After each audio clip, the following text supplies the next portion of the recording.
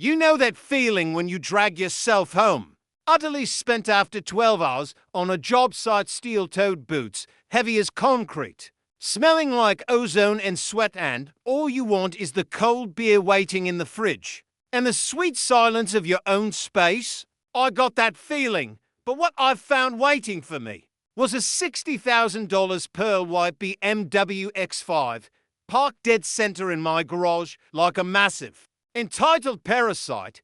And when I finally got that hoa treasurer, Vivian Thorne, out of my life, 6 weeks later, I owned her house. And she was sobbing so hard into my voicemail, I could barely make out the word foreclose. But before I tell you exactly how I took down her little suburban empire, let me know if you've ever had some petty tyrant just roll right over you, like your rights were an optional suggestion.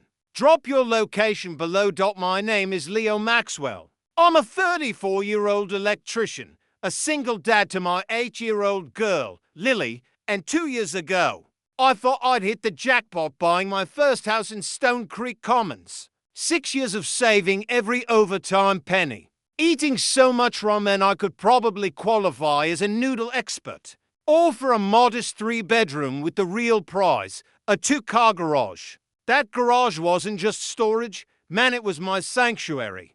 The smell of sawdust mixed with copper wire. My grandfather's workbench with tools that actually built things. And space to build Lily's epic treehouse. Without some neighbor measuring my property line with a micrometer. Stone Creek Commons looked perfect on paper. Middle-class homes. Simple rules. Keep your lawn neat. Don't paint your house neon. And mind your own business. Then I met Vivian Thorne. And I learned that simple was definitely not in her vocabulary. Vivian was 52. Drove that BMW like it was a weapon. And lived in the biggest house on the corner. The one with the circular driveway that screamed. Bow before my superiority. She was the hoa treasurer, which in her mind translated directly to supreme dictator of suburban perfection. Her husband, Quentin, worked for city planning, a fact she weaponized in every conversation. Like it was verbal ammunition. Picture this, perfectly coiffed hair, designer everything. And a smile that could make Arctic ice feel warm by comparison. She was the kind of woman who would measure your grass height while pretending to walk her tiny designer purse dog. My first run-in was 6 months after I moved in. I was installing safety lighting for elderly Mrs. Cho after some neighborhood break-ins. Just doing a neighborly solid, you know? Suddenly, there's this shadow looming over my work. Click, click, click went the expensive heels on the concrete, followed by an overwhelming cloud of perfume that probably cost more than my truck payment. "Excuse me," she said, clipboard clutch like divine scripture, "but I don't see permits posted for this electrical work." I explained outdoor lighting doesn't require permits. Showed her my state license, offered to review the safety codes. A response? "I'll need to verify that with my husband. We simply cannot have questionable contractors compromising our property values," the way she said. Questionable contractors. Like my 12 years of licensed experience and my calloused hands meant nothing because I drove a work truck instead of leasing German luxury. That bitter, metallic taste of being dismissed. That was my official welcome to Vivian's neighborhood. For 18 months, she turned suburban watchdogging into performance art. Dawn patrol with her violation notebook, documenting infractions like kids' bikes on driveways or trash cans retrieved 11 minutes late. She made hoa enforcement her personal crusade against anyone who actually worked for a living. Mike Rodriguez, a contractor to streets over, faced fines for parking his work truck in his own driveway because commercial vehicles degrade residential character. We all knew the sound of her heels clicking was the neighborhood early warning system. Kids scattered. Window blinds twitched. Everyone held their breath. I flew under her radar mostly, trimming my grass to precisely 2.75 inches, parking my work van on the street just to avoid giving her ammunition. But that Tuesday evening, exhausted from installing emergency backup power for a medical clinic, I discovered Vivian had decided my garage was community property. I pulled into my driveway at 7:30 p.m. Boots felt like cinder blocks. And there it was, Vivian Thorne's pearl white BMW X5, parked dead center in my two-car garage. Not partially blocking, not squeezed to one side dead center, with maybe 6 inches of clearance on either side.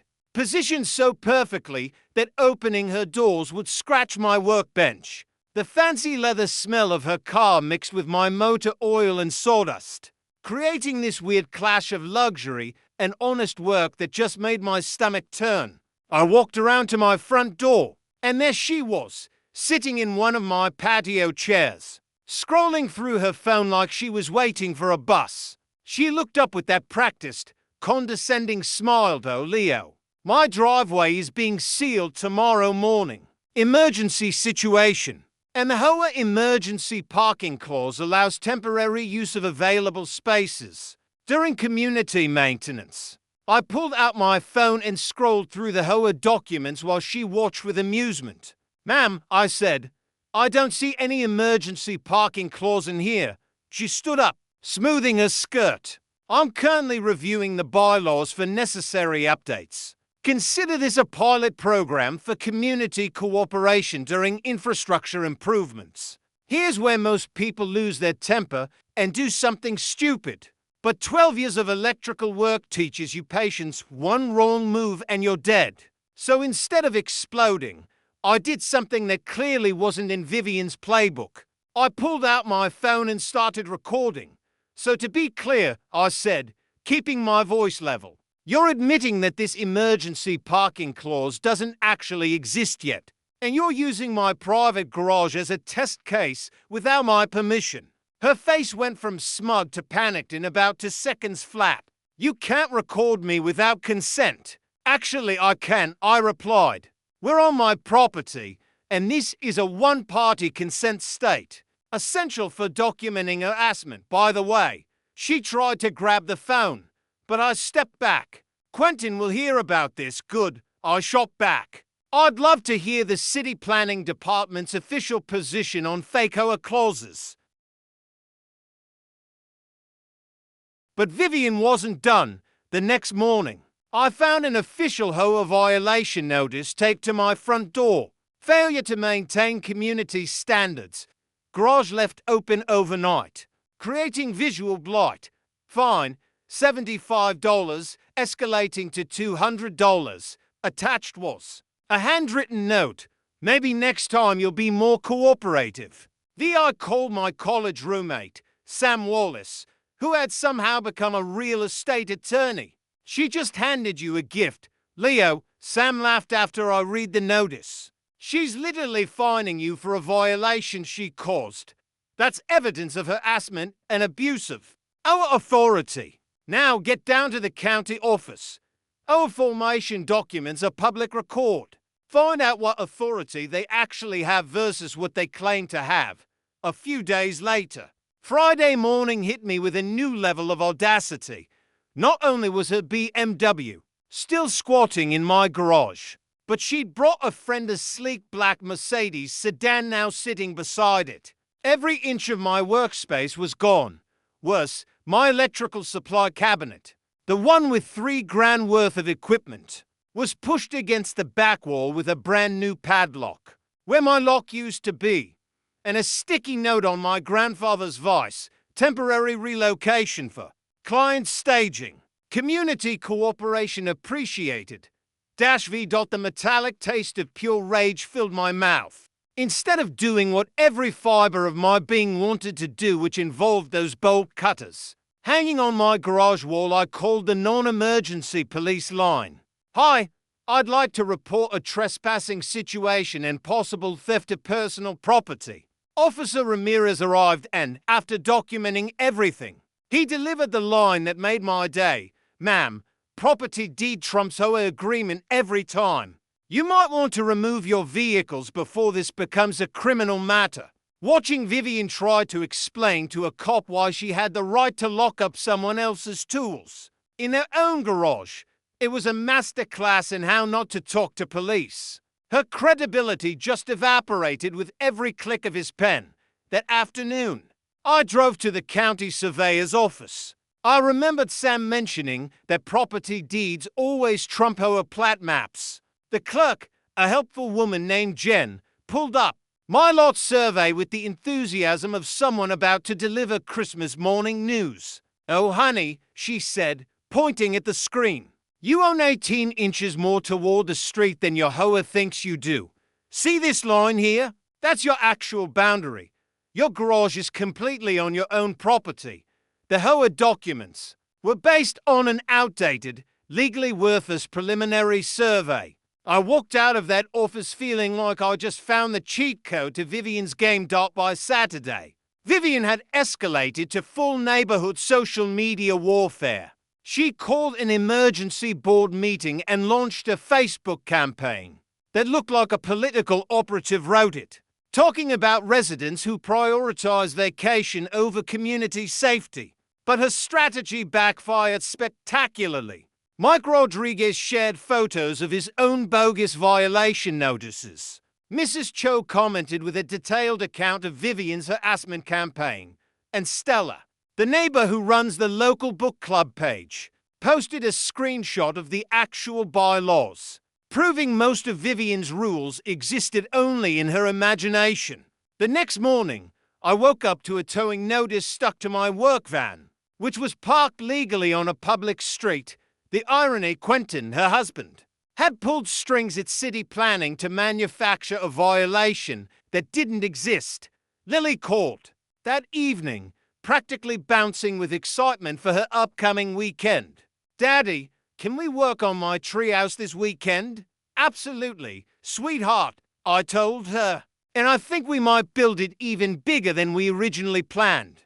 Turns out we own more of our backyard than some people think we do." Monday evening arrived for the emergency hoa meeting. I walked into the elementary school cafeteria to find only 3 people. Vivian in a navy blazer that screamed I'm in charge, and to nodding bobbleheads who were her allies. She started listing the motion, clarifying parking enforcement, retroactive, fines for unauthorized garage usage patterns, totaling $800. "You're trying to fine me $800 for how I use my own garage?" I asked. That's when I remembered another thing Sam had drilled into me. Most hoa boards never file proper insurance. For the power they claim to have, without insurance, individual board members become personally liable. "I'd like to see the hoa incorporation documents," I said, "and your insurance policy covering these enforcement powers." The silence was so thick you could have carved it like Thanksgiving turkey. Vivian's smile faltered. "No problem," I said, pulling out the county papers I brought. "According to your insurance policy, the hoa specifically excludes coverage for board members' personal business activities, like using community resources for real estate staging." Then I dropped the first bomb. "Furthermore, I've documented $23,000 in financial discrepancies over the past 18 months. I laid out the storm cleanup bills charged to the hoa, but performed by city crews for free, and landscape consultations billed through Vivian's private company." The final bomb, "Mrs. Thorne," I said, pulling out the last document, "did you know your husband's city planning emails are subject to public records requests?" I read from Quentin's official email, "Problem properties requiring community pressure to improve neighborhood composition. Target working class homeowners for maximum leverage." And the kicker, "Wife staging business needs 3-month access cycles. Recommend escalating hoa pressure on Morrison property for optimal client presentation timeline." The color drained from her face faster than water downer. Broken drain. Harold's mouth fell open. The taste of victory was better than my grandfather's homemade apple pie sweet with just a hint of justice. "This meeting is over," Vivian gasped, standing so fast her chair fell backward with a metallic crash. The next morning, Sam called. "Leo, you need to sit down. I found the whole arsenal." He'd cross-referenced everything. First, Vivian was in deep trouble with the State Real Estate Board, facing pending complaints for manipulating elderly clients into selling below market value. Second, her property records showed she was $180,000 underwater on her own mortgage. She was drowning financially. Third, and this was the big one, Quentin's city position was under official ethics review for undisclosed conflicts of interest. The garage situation was now Exhibit A in a federal fraud investigation. They were running a sophisticated property manipulation scheme, using the HOA to identify targets my corner lot. Mrs. Cho's house creating artificial pressure to force quick, cheap sales, then flipping the properties through Vivian's real estate business for massive profit. This wasn't neighborhood drama anymore. This was organized crime disguised as suburban governance. We assembled Team Justice. Mrs. Cho provided a showbox full of 50 years of detailed documentation. Mike Rodriguez, a former military intelligence guy, had been quietly mapping Vivian's patrol patterns and recording her schedule. Stella provided the neighborhood data. Sam laid out the master stroke. We're going to use your vacation time. Narcissistic personalities like Vivian need constant control. He explained. They can't handle situations they can't manipulate. What happens if you just disappear for a couple weeks without you there to react to? She'll have to show her true colors to everyone else. The plan was simple. I'd take Lily and go camping off the grid for 2 weeks. Sam filed the official complaints. Mike House 8, documenting every single thing Vivian did. We let her think she was winning while we were recording everything. Lily and I set off for Yellowstone. Day 3. I was teaching her how to identify animal tracks by the creek. Feeling the calmest I'd been in 2 years. I had no cell service, no internet, just the sound of the wind in the pines. And then, my satellite emergency device, the one I only use for extreme remote emergencies, suddenly began to shriek. It was an encoded message from Sam.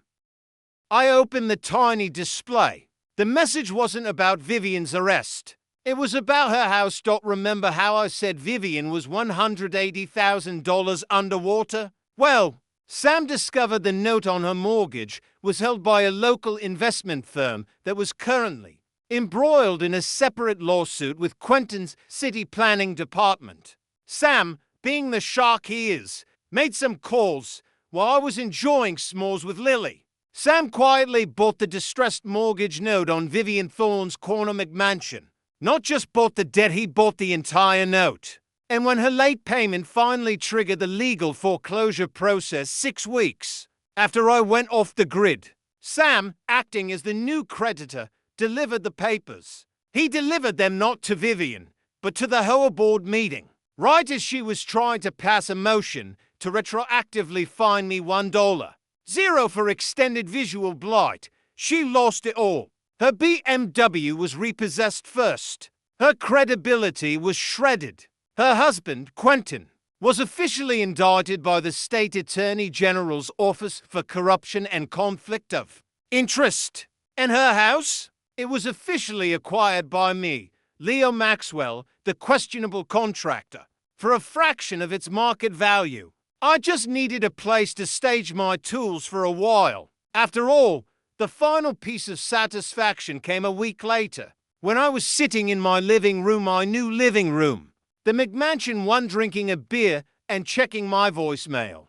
There was her voice, desperate, broken, all the entitlement gone, sobbing into the phone, begging me to call Sam and stop the foreclosure. She couldn't sell it fast enough. She couldn't stage it. She couldn't save it. The control freak had lost control of the one thing that defined her. I deleted the message. I didn't need to hear it again. We sold the McMansion to a young working-class family a few months later for a fair price, and used the profit to secure Lily's college fund and buy a much bigger lot, with an even bigger garage where I could build a treehouse the size of a small apartment building. The HOA was dissolved 6 months later, replaced by a simple neighborhood maintenance committee. So, here's my question for you. because I'm genuinely curious when someone abuses authority like that, using community rules for personal gain. Do you think I was justified in taking down her whole financial house of cards? Or should I have just settled for getting my tools back? Was owning her house justice or just revenge? Let me know in the comments below. And if you've dealt with a Karen or a Ken like this, share your story. Let's see how many of us are done being pushed around. Don't forget to hit that subscribe button for more tales of blue-collar justice. Thanks for watching.